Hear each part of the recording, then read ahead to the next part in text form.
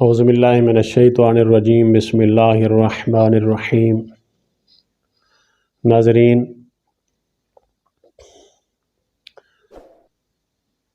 اللہ تبارک و تعالیٰ کی ذات نے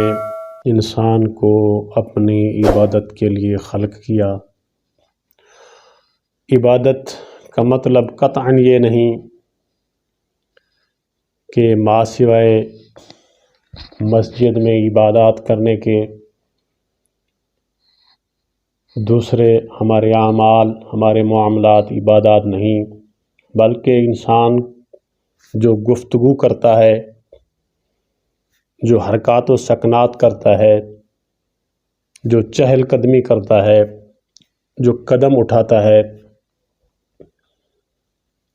کسی کو کوئی رائے دیتا ہے، مشورہ دیتا ہے، اگر صبح سے لے کر شام تک، ایون یہاں تک کہ انسان کا سونا، جو ہم رات کو اللہ تبارک و تعالیٰ کی ذات نے رات ہمارے آرام کے لیے بنائی، یہاں تک کہ اگر ہم وہ رات اللہ تبارک و تعالیٰ کی ذات کے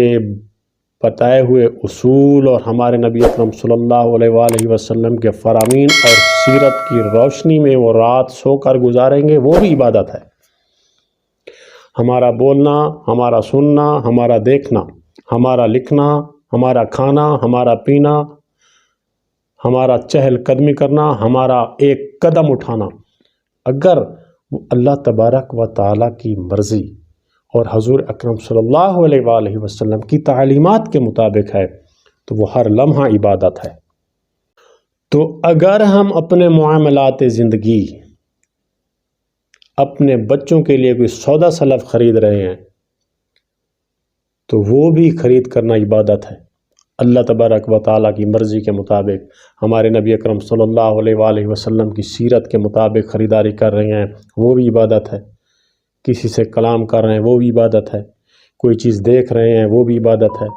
کوئی سن رہے ہیں اللہ اور اللہ کی مرضی کے مطابق، اللہ اور اللہ کے رسول کی مرضی کے مطابق، وہ بھی عبادت ہے۔ تو انسان کا ہر سانس، ہر لمحہ عبادت میں شمار ہو سکتا ہے اگر انسان اللہ اور اللہ کے رسول صلی اللہ علیہ وآلہ وسلم کے بتائے ہوئے قوانین، اصول، ضوابط اور حضور اکرم صلی اللہ علیہ وآلہ وسلم کی سیرت کے مطابق وہ لمحہ گزارے، تو ہمارا ایک ایک سانس بھی عبادت میں شمار ہو سکتا ہے۔